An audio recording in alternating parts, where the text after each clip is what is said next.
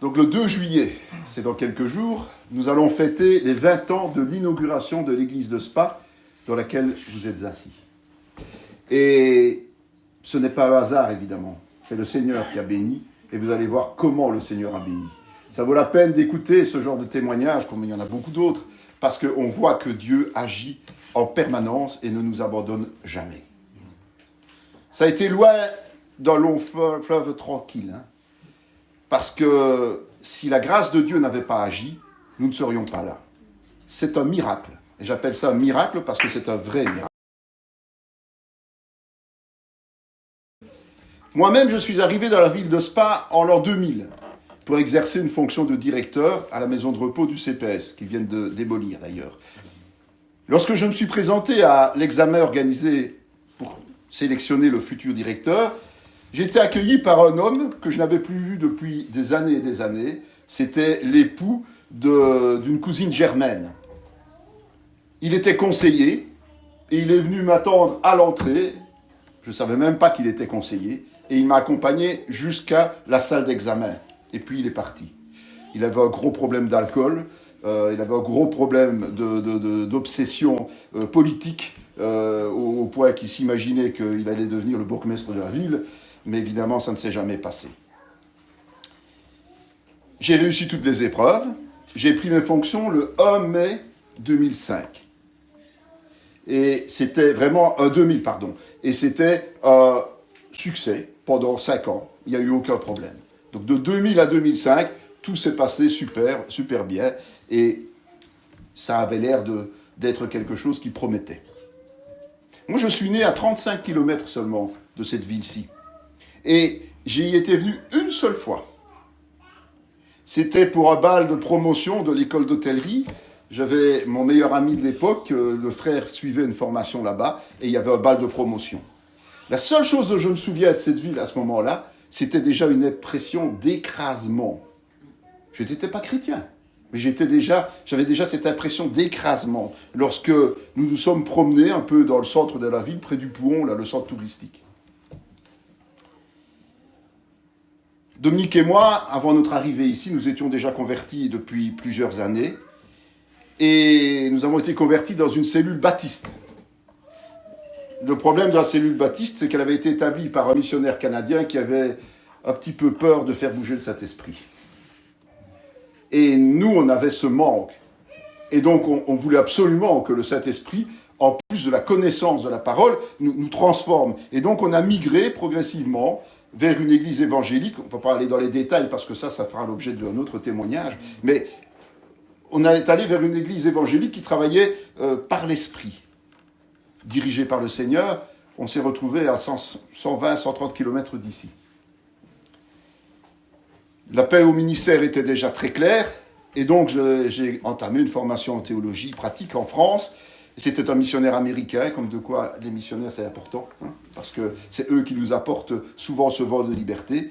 Et grâce au soutien et au sacrifice de mon épouse, pour la bonne gestion de la famille pendant que je me consacrais à mes études, eh bien, j'ai pu aboutir plus rapidement que prévu. Là aussi, il y a des choses que le Seigneur a faites que je partagerai plus tard.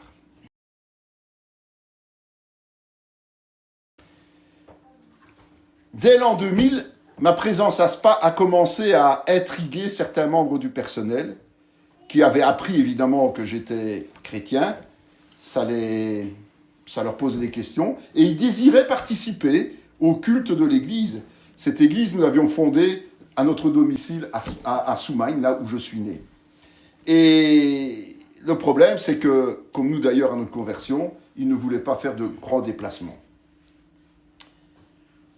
Bien, on comprendra par la suite que la plupart de ces gens n'étaient pas vraiment sincères, mais qui désiraient juste se mettre du bon côté de la barrière en frottant la manche du nouveau directeur qui allait certainement leur donner des avantages. Évidemment, ça ne s'est pas passé comme ça. Parce que, vous savez, ceux qui me connaissent bien le savent, pour moi, les chrétiens doivent montrer l'exemple, et donc nous devons faire plus que les gens du monde, et donc ceux qui venaient à l'église, eh bien, devaient être exemplaires au travail. Il n'y avait pas d'autre choix, c'était comme ça. Donc, comme ils voulaient participer à la vie de l'église, en 2003, nous avons contacté les responsables du temple protestant de la rue Brige. Et nous leur avons demandé si nous pouvions louer le temple pour faire nos cultes là-bas. Ça a été accepté, avec joie. J'ai rencontré le pasteur, ça s'est très bien passé. Pour la petite histoire, ce temple-là, qui n'est pas encore entre nos mains, mais qui le viendra un jour par promesse du Seigneur, ce temple-là a été construit avec l'argent de 2 sœurs anglaises évangéliques. C'est un temple évangélique, ce n'est pas un temple réformé. Et elles venaient en cure, ici dans la ville de Spa, et elles voulaient un lieu de culte. Et comme elles avaient les moyens, elles ont financé ce temple, qui vient d'être rénové il n'y a pas longtemps. Malheureusement, la communauté qui était là, qui était une petite communauté, et c'est dans les annales de l'histoire de la ville, cette petite communauté s'est tournée progressivement vers l'occultisme. J'ai eu l'occasion de voir le grenier où le pasteur s'asseyait sur une chaise en dessous d'une lucarne et où il incantait les esprits impurs. Et évidemment, l'Église a pris fin. Dieu a fait cesser ces choses. Et c'est l'Église réformée de Verviers-Laoureux qui a repris la gestion depuis et avec laquelle nous avions négocié. Et donc on faisait nos cultes le dimanche après-midi. Mais très peu de temps après nos grands débuts, j'ai été convoqué. Je pensais que c'était parce que j'avais proposé de reprendre la gestion de l'Église, étant donné que là ce n'était qu'un petit poste de l'Église réformée, j'avais proposé de reprendre la gestion de l'Église, et je pensais que c'était pour ça, j'y allais vraiment le cœur confiant, sans me rendre compte de ce qui m'attendait. Ils m'ont tout de suite dit qu'ils voulaient rompre l'accord, qu'ils ne voulaient plus qu'on soit là, qu'ils avaient reçu des courriers anonymes, nous savons qui, mais ils avaient reçu des courriers pour nous dénigrer et dire que nous étions une secte. Mais la vraie raison pour eux, ce n'était pas tellement ce courrier. C'est parce que des membres de l'Église protestante réformée venaient à notre culte. Et donc, leur Église se vidait et la nôtre se remplissait. Ça faisait un effet d'appel, parce que nous étions vivants. Et l'Église réformée prêchait Balavoine, prêchait toutes les vedettes que l'on peut connaître, mais ne prêchait pas Jésus-Christ. Et ça, c'était un problème. Et les gens se rendaient compte, et donc ça les dérangeait, et donc il fallait mettre fin à notre collaboration. Il est toujours plus facile de donner foi à des ragots et à les utiliser de manière perverse, plutôt que de prendre le temps de se présenter devant Dieu et d'oser réfuter si c'est nécessaire. On en a vraiment très souvent fait les frais, ici dans cette ville. Comme nous avions repris les rênes de l'ASBL Centre Chrétien Emmanuel, quelques années auparavant, enfin 2003, nous disposions d'un bâtiment là-bas, qui est aujourd'hui démoli et qui est remplacé par une belle place juste en face du palais de justice. Et donc, il était à Verviers, et c'était une librairie avec l'artisanat. Et donc cette librairie, ça nous permettait d'avoir des locaux. Et nous avons décidé, étant donné qu'on nous chassait de la ville, d'aménager une salle pour nous réunir pour louer Dieu, tout en gardant le titre d'église de Spa, puisque le Seigneur s'était manifesté à ce sujet, et que notre mission était et est toujours d'apporter le réveil dans cette ville. Amen. On témoignera de ça une autre fois aussi, parce qu'il y a trop de choses à dire. Donc c'est à cette époque aussi que nous sommes devenus membres de la Fédération des Églises francophones de Belgique, qui s'appelle aujourd'hui Concertation des Églises indépendantes, dont nous sommes toujours membres. Notre attention restait figée sur Spa. Nous restions attentifs à toute information susceptible de nous permettre d'y revenir. C'était vraiment notre obsession. Dieu nous envoyait sur la ville de Spa, il fallait qu'on s'y installe. Il fallait qu'on mette une place forte sur cette ville.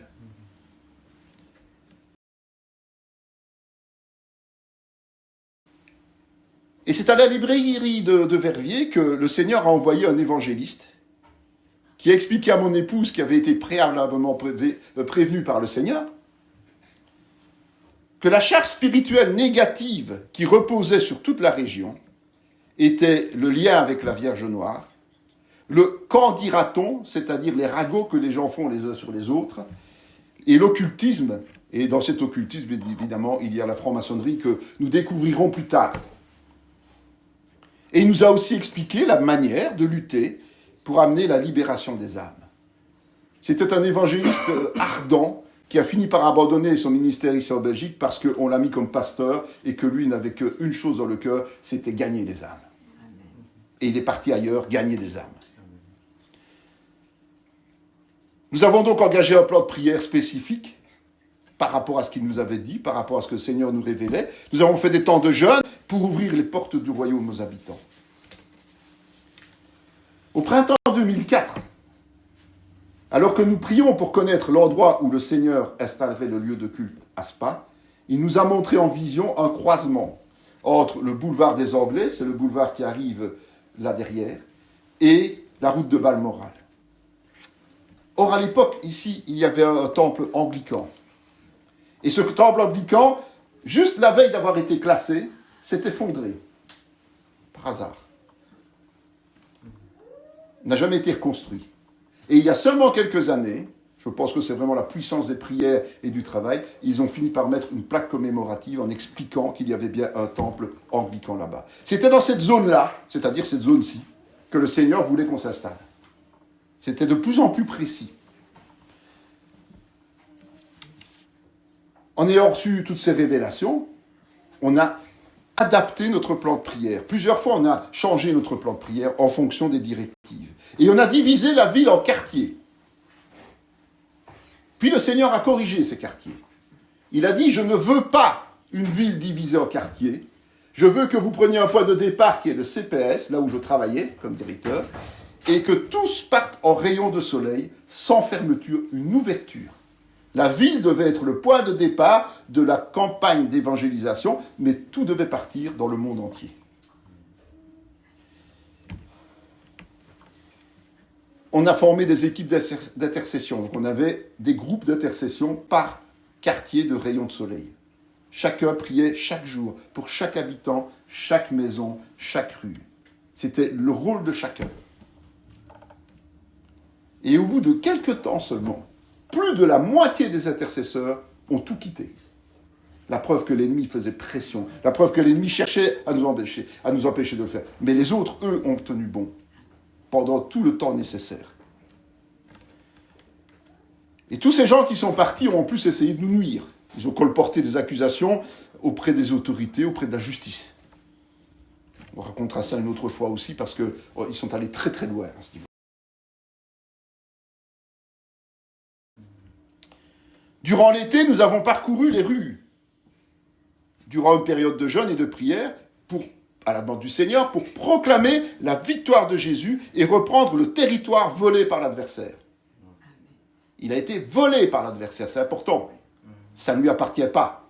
Il l'a pris sans avoir le droit de le prendre, ce territoire. Et c'est là que nous avons reçu la révélation que malgré toutes les croyances et religions présentes dans la ville, une seule subsistera dans cette ville. Une seule. La foi en Jésus-Christ, qui sera le seul étendard vers qui tous les regards se tourneront. Amen. Amen. Merci Seigneur. Ça, c'est quelque chose d'exceptionnel. Parce que partout, il y a des fausses croyances. Partout, il y a des religions. Ici, il n'y en aura plus qu'une seule foi en Jésus-Christ. Une famille de notre église avait trouvé refuge dans un appartement qui était contigu à notre librairie à Verviers. Elle avait fait une demande d'aide à la région wallonne. Lors d'une visite de contrôle, malheureusement, l'inspectrice avait déclaré le bien insalubre. Et donc, elle devait quitter le plus rapidement possible ce lieu. Et c'est là que nous avons commencé à chercher un bâtiment avec des appartements pour pouvoir les reloger. Mais nous voulions que ce bâtiment soit à Spa, évidemment. Entre-temps, j'avais rencontré un collègue, on était allé un confrère, on était allé le rencontrer, il nous avait invités à manger, et on parlait justement de projets sociaux pour son église. Et je lui avais lancé cette idée de trouver un bâtiment mixte. Et que les loyers des appartements permettraient de couvrir tous les frais de ses activités sociales, et que donc il n'aurait pas de soucis financiers parce qu'ils avaient vraiment des difficultés. Il n'a jamais fait ce que je lui ai dit. Mais nous l'avons fait après.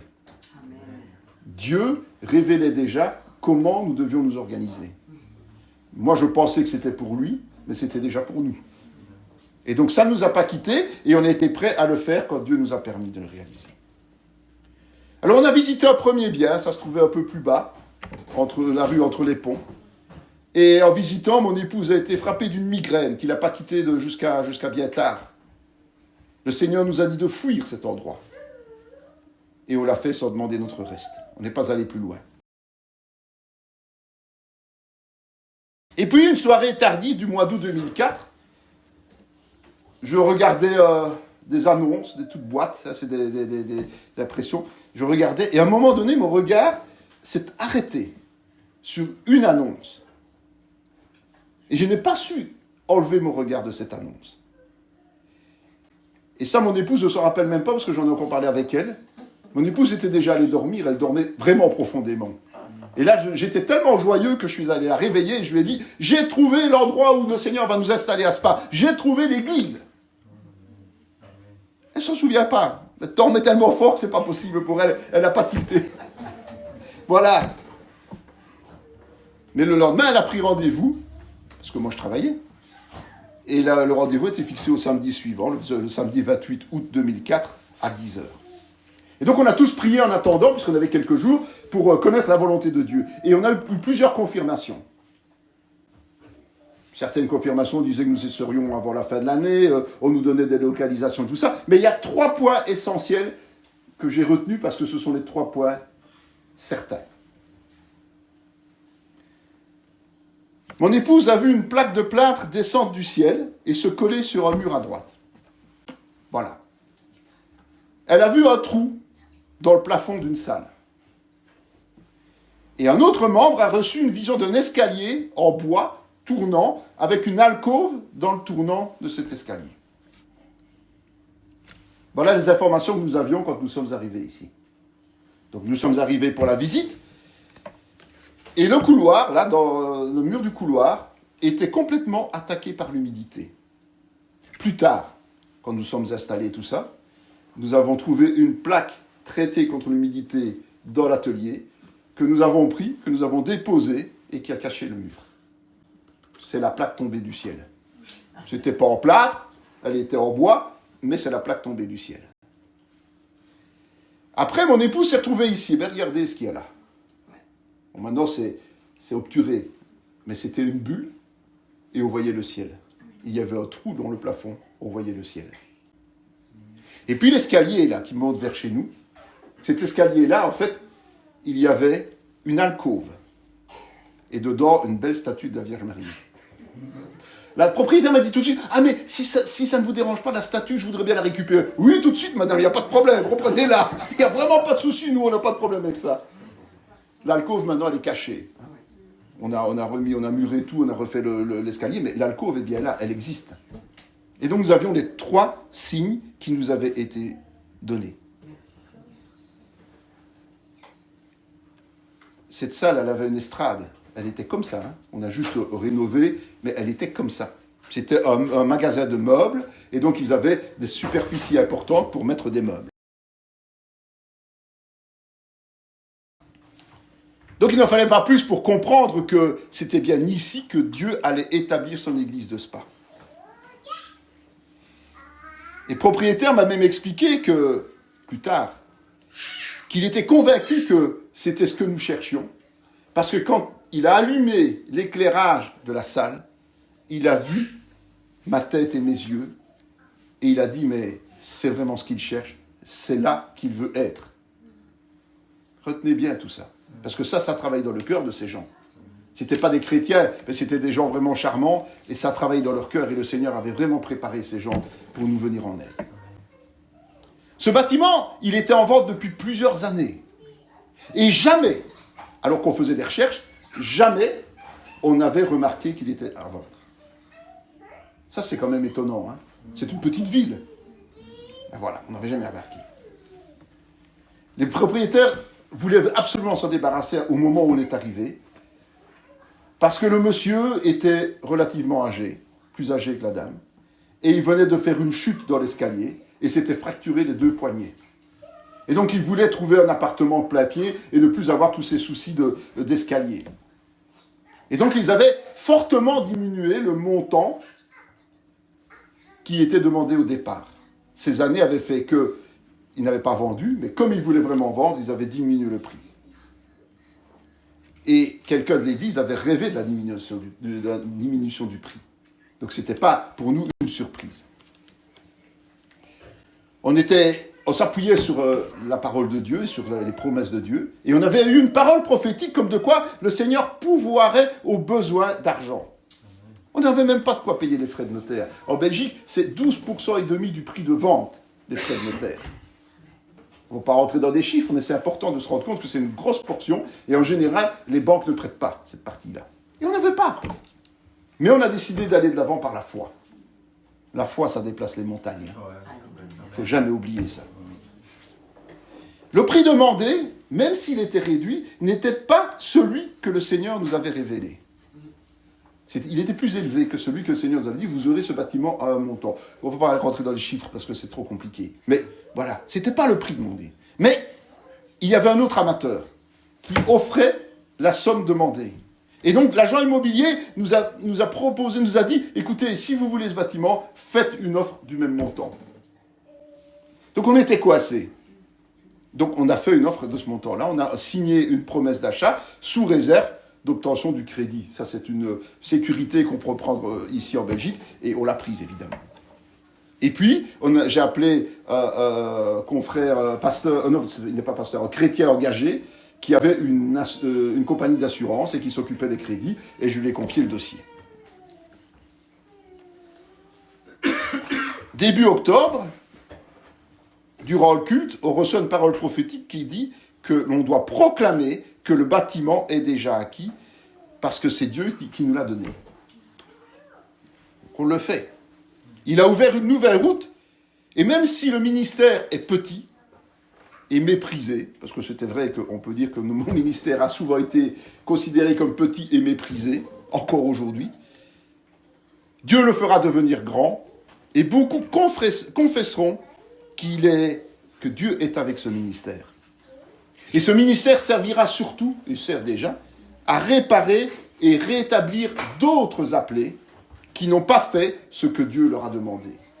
C'est quelque chose dont je suis persuadé. Notre Église est surtout une Église d'enseignement, une Église qui va enseigner aux ministères qui dérapent comment revenir dans le voie du Seigneur, comment marcher dans l'obéissance. Amen. Une sœur a eu une autre vision, elle a vu que notre dossier, qui se trouvait en dessous d'une pile, était prise par quelqu'un et remise au-dessus de la pile. Mais malgré ça, la banque nous a refusé 2 fois de financer. Il faut dire que notre foi était mise à rude épreuve, là. Parce que là, on se retrouvait dans une situation où on avait les paroles de Dieu qui nous disaient « ce bâtiment est pour vous », et à côté de ça, la banque refusait de financer. Poussé par l'esprit, notre assureur a alors décidé de réintroduire la demande, non pas en demandant le montant de l'achat, mais en disant à la banque, écoutez, prêtez, vous allez prêter. Mais combien voulez-vous prêter ? Il a inversé le système. Et au départ, la réponse a été positive. Alors la banque était d'accord de prêter, mais le montant était inférieur de 30 000 euros. 30 000 euros par rapport au prix que les propriétaires demandaient. C'était un gouffre. Et entre-temps, alors que la banque dit oui pour 165 000, c'était ça, le montant, l'agence immobilière fait les démarches auprès des propriétaires, auprès du notaire, en disant « Ah, ils ont leur crédit, ils peuvent acheter maintenant. » Et nous n'avions pas cet argent. On avait reçu par 2 fois que les propriétaires feraient un geste.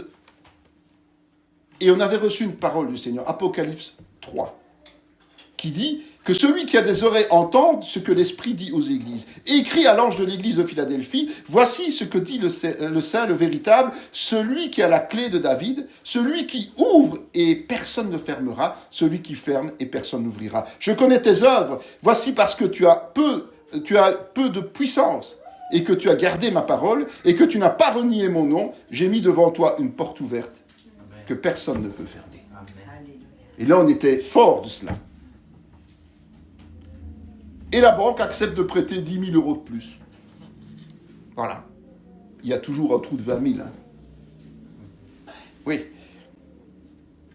Et finalement, au bout d'un certain temps, les propriétaires ont réduit encore de 10 000.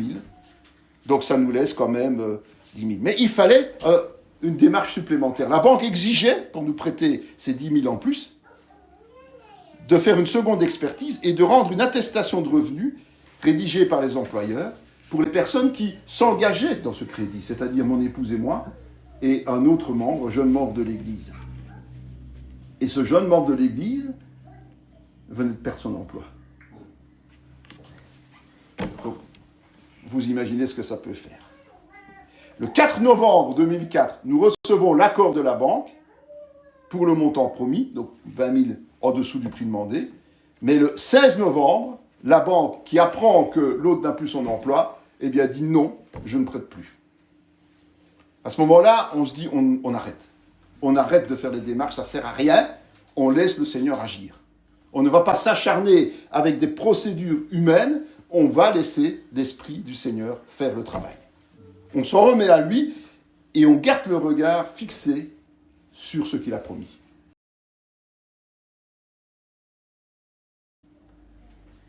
Les propriétaires sont avertis de ce Xème revirement de la banque et ils font savoir qu'ils aimeraient absolument que nous achetions le bâtiment. Eux, ils étaient convaincus que c'était pour nous. Et même l'agence immobilière, elle cherchait une solution pour nous. Et ils n'ont jamais remis le bien en vente. Ils l'ont bloqué. Il était là, il attendait, il n'y avait plus personne qui prenait. Entre-temps, le notaire a réclamé une attestation pour acter le refus de la banque. Et sollicité par nous pour la fournir, notre assureur nous signale que, contre toute attente, suite à un courrier de sa part, la banque fait encore marche arrière et elle accepte de nous soutenir. Et donc nous avons rencontré les propriétaires le 20 novembre, suite à ce revirement. Nous avons témoigné du Seigneur Jésus-Christ. Nous avons parlé avec eux. Et la propriétaire nous a confié qu'elle avait prié pour que le bâtiment serve à des fins spirituelles. Elle était dans un mouvement spirituel un peu bizarre, mais elle voulait que ce lieu serve à un projet spirituel, quel qu'il soit. Et nous arrivions avec ce projet spirituel, finalement. Et donc elle voulait que ça soit entre nos mains. Et durant le culte du lendemain, une prophétie nous avertit que, bien que le crédit était accordé, il y aurait encore beaucoup de réticences dans les prochaines semaines, et vous allez comprendre. Le mardi 23, l'officialisation du crédit nous parvient avec le montant annoncé, soit 10 000 € de moins que le prix réduit par les propriétaires. Il m'en manquait encore 10 000 €. Le soir même, nous téléphonions aux propriétaires pour leur annoncer la bonne nouvelle, en insistant sur le fait qu'il nous était impossible d'apporter la somme supplémentaire au crédit pour aboutir au prix demandé. Donc on ne savait pas trouver ces 10 000 €. Et gentiment, donc ils nous ont proposé de nous prêter cette somme. Nous disaient que ce n'est pas grave, vous payez ce que la banque paye et vous nous remboursez le solde au fur et à mesure. Mais nous avons refusé. Nous avons refusé pour deux raisons. La première, c'est qu'il faut être sage quand on fait un investissement. Et il ne faut pas se mettre le couteau sous la gorge, parce que si nous avons le couteau sous la gorge, nous sommes esclaves du monde. Donc nous ne pouvions pas faire ça. Notre finance aurait pu être en danger. Mais surtout, le montant ne correspondait pas au prix que le Seigneur nous avait donné. Et si on enlevait ces 10 000 là, alors on était bon. Pourquoi ne pas obéir à Dieu? Donc on leur a dit non. C'est gentil, mais nous ne pouvons pas prendre ce crédit supplémentaire. Et donc ils nous ont demandé 24 heures. C'est mon épouse qui est au téléphone. Ils ont demandé 24 heures pour pouvoir réfléchir. Une demi-heure après, le téléphone sonnait. Ok, nous sommes d'accord. Pour le prix que le Seigneur a fixé. Amen. Amen. Donc on aurait pu se dire, on ne va pas accepter cette offre, on va d'abord faire une offre au montant que le Seigneur nous a dit, et là nous n'aurions jamais eu ce bâtiment. Mais nous avons accepté de jouer le jeu progressivement, et Dieu a tout fait pour qu'à un moment donné, ce soit son prix qui nous permette d'acquérir le bâtiment. Quelle bénédiction.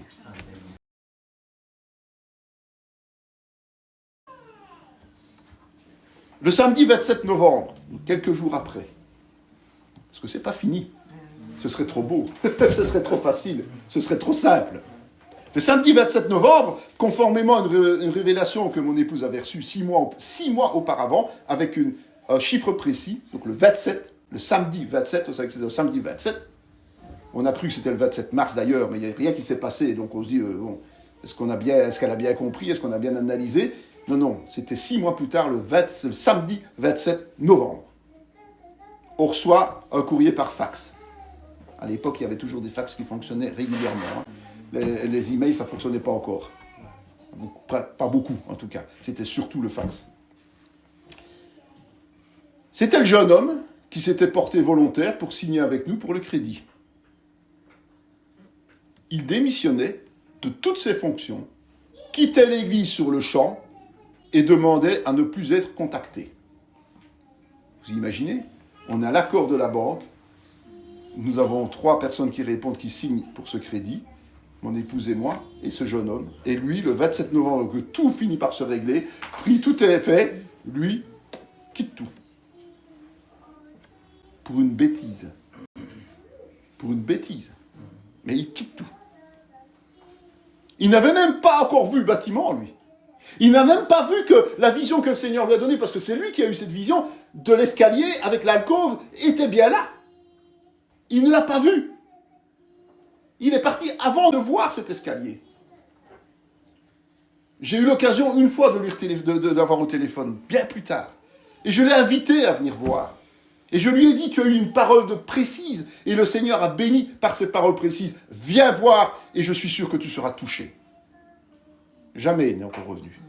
À ce jour, Dieu nous a promis son retour, nous y croyons. Mais il n'est pas encore venu, et il n'a pas encore vu ça. Je suis sûr que le jour où il rentre ici, il tombe en larmes. Il va se rendre compte de ce qui s'est passé et de ce qu'il a fait au Seigneur.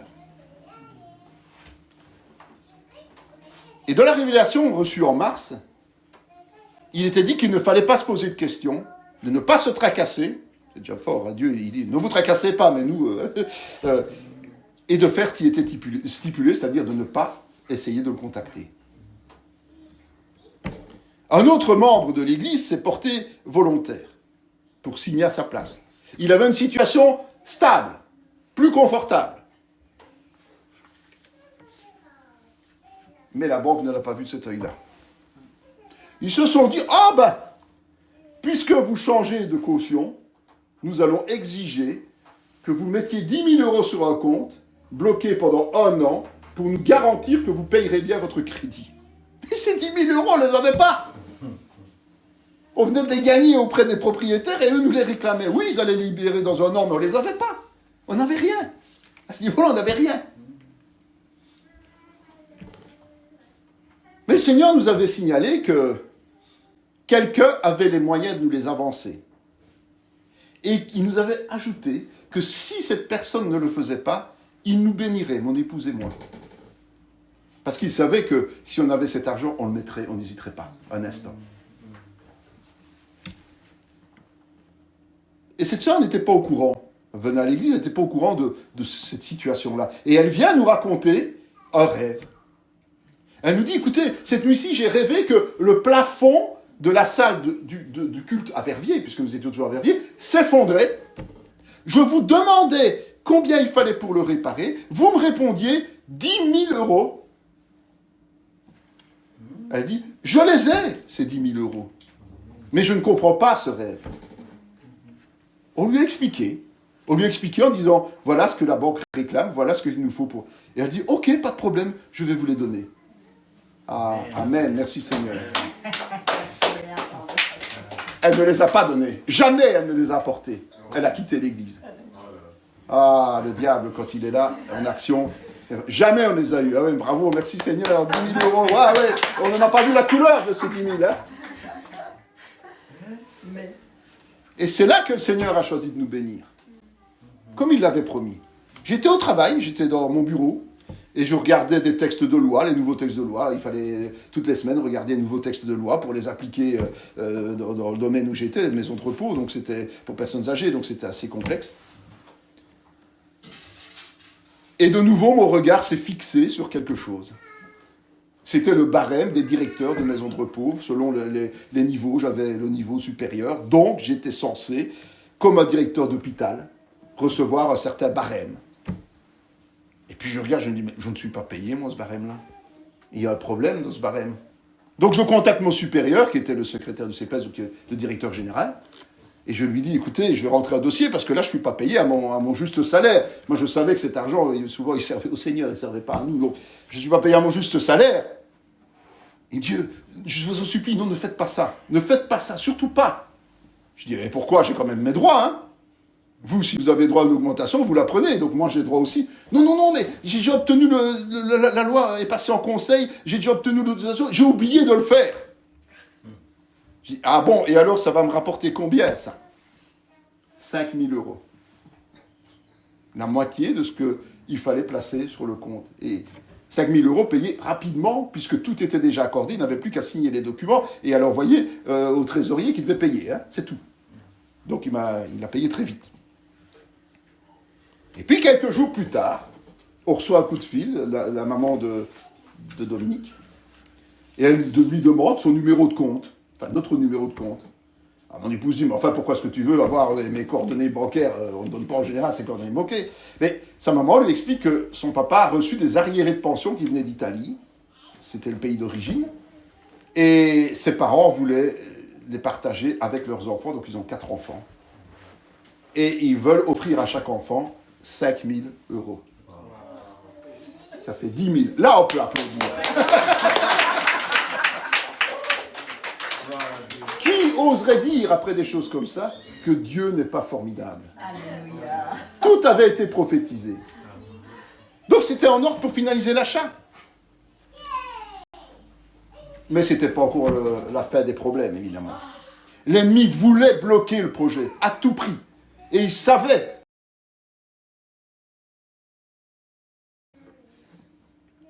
Dès le moment où ils ont été au courant que l'on avait acheté ce bâtiment et qu'on voulait installer l'église, eh bien, moi qui étais un gestionnaire apprécié, au niveau de la qualité de la gestion, le déficit du CPS était réduit grâce à mon travail.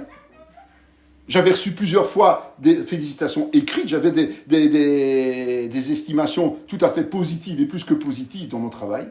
Du jour au lendemain, je suis devenu persona non grata. J'étais devenu quelqu'un de misérable, d'incapable de gérer, incapable, médiocre.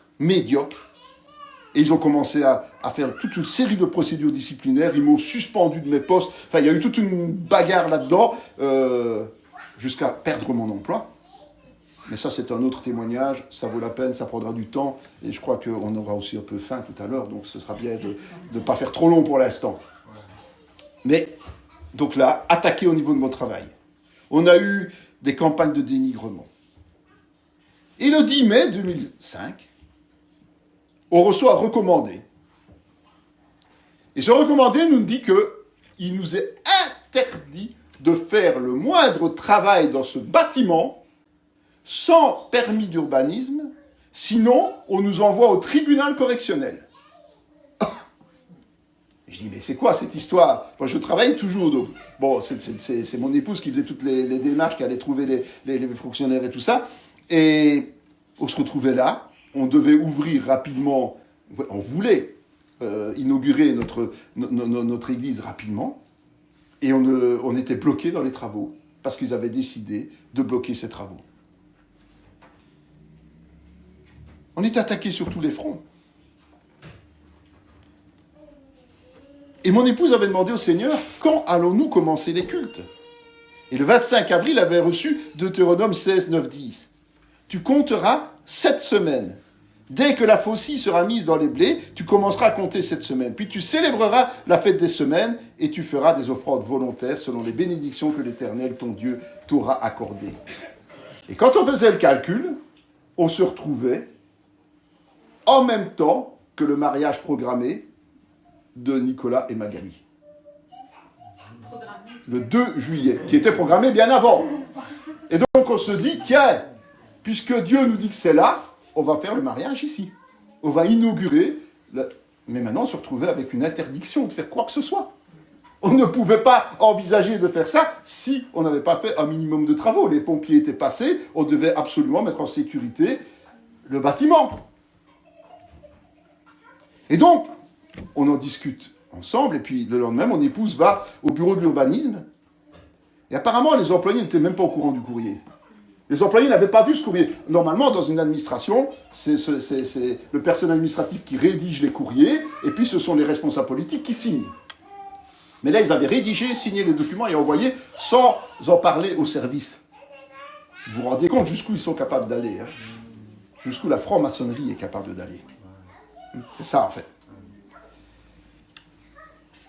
Et donc, elle va avec ce courrier et elle explique comment nous allons faire. Donc ici, nous avons la librairie que nous devons ramener, la librairie chrétienne que nous devons ramener de Verviers. Maintenant, il n'existe plus la librairie, mais bon, à l'époque. Et grâce à ça, grâce au fait qu'on ramène la librairie de Verviers ici, la personne dit, c'est un commerce. Ben oui, c'est une surface commerciale. Ben oui, donc on ne peut pas vous empêcher de faire quelque chose, madame. Et à l'étage, qu'est-ce que vous faites? Ce sont des appartements, et on refait juste la rénovation, l'électricité, ça, pour être dans les normes. On ne peut pas vous empêcher de faire ça, madame. Donc, il n'y a aucune raison qu'on vous empêche de faire vos travaux. Ça, c'est l'employé d'administration. Plus tard, on recevra une lettre un peu ambiguë de la ville, admettant qu'on avait tout à fait le droit de le faire. Hein. Mais bon, mais vous voyez comment l'ennemi est vicieux. Vous imaginez un instant, on voit une lettre comme ça officielle, si on n'a pas foi au Seigneur, si on se décompose tout de suite, eh bien, on ne va pas plus loin. Mais là, le Seigneur a béni et nous a permis de comprendre que rien n'arrêterait le plan de Dieu. Rien n'arrêterait le plan de Dieu. Et donc, nous avons entamé les travaux de toute urgence, tant pour la salle que pour les logements, parce que nous devions aussi revenir ici. Mais on avait encore une autre charge financière sur le dos. Ce fameux bâtiment de Verviers, là, on payait un loyer. Et on devait ramener tout le contenu de Verviers ici. Je vous ai dit que la région wallonne avait décidé que ce lieu était insalubre pour l'appartement. Et en même temps, tout bâtiment, finalement, était insalubre. Et en juin 2005, l'avocate des propriétaires, aussi étonnant que ça puisse paraître, suite à une entrevue avec Dominique, l'avocate du propriétaire a tout mis en œuvre elle-même pour nous libérer du bail. Ah, c'est insalubre, on va arranger ça, elle est allée au tribunal, voir plaider la cause et tout, sans nous demander le moindre euro, alors qu'elle était le défenseur du propriétaire. Et on a eu un accord pour être libérés le 31 juillet 2005, nous ne devions plus rien payer, et nous avions jusqu'au 31 août pour libérer les lieux, 1er septembre. Voilà, c'était un mois après l'inauguration de la salle et du mariage. Et pour l'inauguration, la salle a été bondée. Malheureusement, beaucoup de non-chrétiens, beaucoup de chrétiens de titre, mais pas d'action, mais la salle a été bondée. Et c'est comme ça qu'on a inauguré avec plus de 100 personnes ici. Voilà. C'est bien qu'aujourd'hui, après 20 ans, on puisse fêter ça avec aussi un bon nombre de personnes. Nous bénissons le Seigneur pour cela, et vous serez bénis pour cela aussi. Ça, c'est important. Mais entre-temps, ça ne s'est pas arrêté. Hein. Entre-temps, il y a eu des attaques de toutes parts. Donc, au travail, je vous ai dit. Au niveau de l'Église réformée, parce que là, ils ont continué à faire courir des médisances, à faire des prières contre nous, hein, à nous accuser toutes sortes de choses. Au sein de la Fédération des Églises, il y a eu plusieurs plaintes non fondées, mais bizarrement, chaque plainte a toujours été prise en compte et on nous a toujours accusés, au point de vouloir nous mettre de côté, nous expulser même des fédérations. C'est aussi un autre témoignage, mais jamais ils n'ont réussi. La preuve, c'est toujours sur la vitrine de notre Église, nous sommes toujours bien membres. Ils n'ont jamais pu l'empêcher, à chaque fois. J'ai été maltraité par eux, vraiment maltraité, mais ils n'ont jamais pu gagner parce que Dieu était à chaque fois là. Alors cette période, évidemment, on devrait dû nous réjouir, mais il y avait une telle pression pendant toute cette période-là, et au-delà de cela, jusque plus ou moins 2008, que cela devenait vraiment difficile. Mais pourtant, on est toujours là. Et le Seigneur continuait de nous accompagner, en nous permettant de trouver des corps de métier, dans un laps de temps très court, à des prix très raisonnables, et qui acceptaient en plus que nous fassions de la main-d'œuvre pour réduire encore les délais et les coûts. Mon épouse s'en souvient, elle avait des bleus plein les bras. fallait faire des tranchées dans les murs, il fallait passer des câbles, il fallait reboucher tout ça, il y en a quelques-uns ici qui sont venus nous aider. Et qui sont venus faire ce travail-là. Pour que nous puissions venir, évidemment. Il fallait répondre aux normes de sécurité pour pouvoir aménager. Et nous sommes arrivés à la mi-août. Nous sommes venus habiter à la mi-août. Et le 1er septembre, la librairie était ouverte ici à Spa. L'acquisition, c'est une étape. Hein. Ce n'est qu'une étape. C'est le début d'une nouvelle ère de combat acharné contre les ténèbres. Et c'est là qu'on a vraiment appris à connaître la toute-puissance de Dieu. Jusque-là, nous étions convertis, nous avions une certaine expérience, nous avions déjà vécu beaucoup de revers, mais là, c'est dans cette ville que nous avons commencé vraiment à connaître la toute-puissance de Dieu. À voir que rien ne pouvait empêcher le plan de Dieu de se réaliser. Même les apparences qui sont trompeuses, ça ne marche pas, Dieu accomplit. Juste une petite anecdote. Un jour, on regardait une vidéo avec mon épouse, un film chrétien. Et pendant ce film, à un moment donné, le CD s'est figé. Au début, on se dit, oh, c'est mécanique quand même. Puis on a un peu mieux regardé, et il y avait un cadre au mur. Et il disait en quelques mots en anglais, hein, tout est possible à celui qui croit. Il est resté bloqué pendant plusieurs minutes. Le temps qu'on comprenne ce que c'était, le temps que l'on aille voir la traduction, que l'on aille voir dans la Bible la référence biblique, parce qu'il y avait la référence biblique. Et puis, ça s'est remis en route. Et le film s'est terminé, normalement. Ça, c'est vraiment quelque chose... On était déjà ici. C'est quelque chose qui nous a vraiment touchés. Et à partir de là, nous en avons fait notre cheval de bataille. Vous m'entendez souvent dire « tout est possible à celui qui croit ». Rien n'est impossible à Dieu. Et c'est notre cheval de bataille. C'est ce qui nous a permis de passer au travers de toutes les épreuves et d'être aujourd'hui présents, de fêter ces 20 ans sur cette ville. Nous avons décidé à ce moment-là de ne plus jamais céder de terrain sur l'adversaire. Jamais. Et je l'annonce encore, je le dis encore, je le proclame encore comme une vérité. Spa deviendra ville de Dieu avec Jésus-Christ comme seul étendard, quoi qu'en disent aujourd'hui les moqueurs, quoi qu'en disent nos adversaires. Amen. Amen.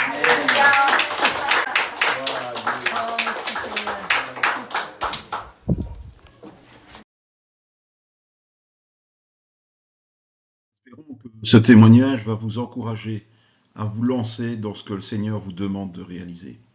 Ce n'est pas dans un intérêt personnel que du contraire, c'est pour sa propre gloire.